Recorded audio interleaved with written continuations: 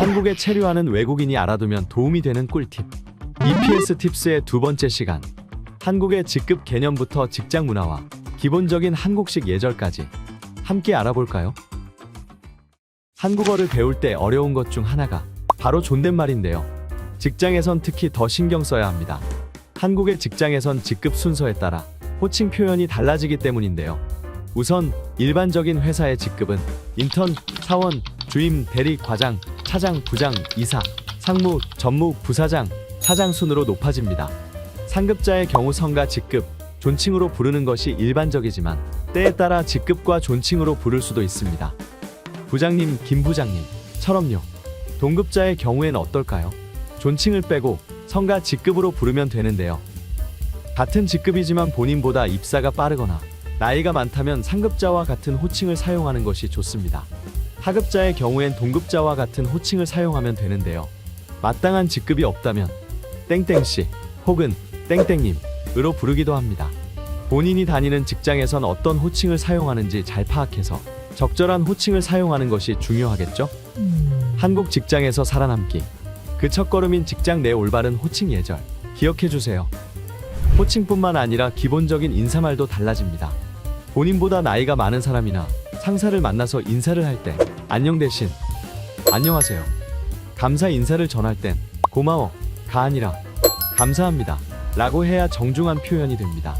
또 헤어질 땐 안녕히 가세요 라고 인사하고 손을 흔들기보단 허리를 숙여서 인사해야 합니다.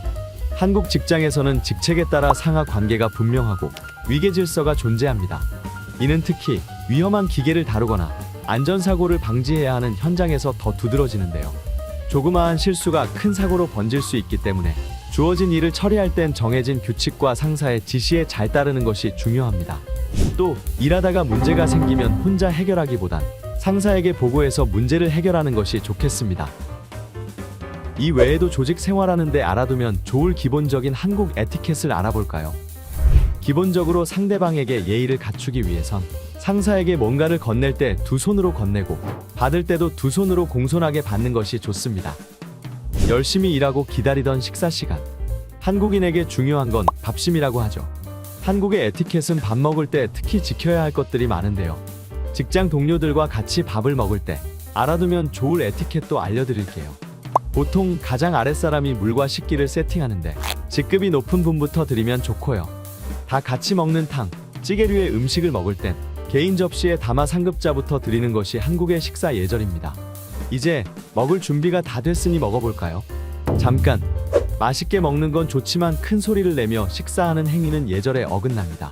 쩝쩝거리는 소리가 같이 식사하는 상대방에게 불쾌감을 줄 수 있는데요. 비슷하게 음식이 입안에 있는 채로 말을 하는 행위도 조심해야 합니다. 다만 어쩔 수 없는 경우엔 손으로 입을 가리고 말을 하는 것이 좋겠습니다.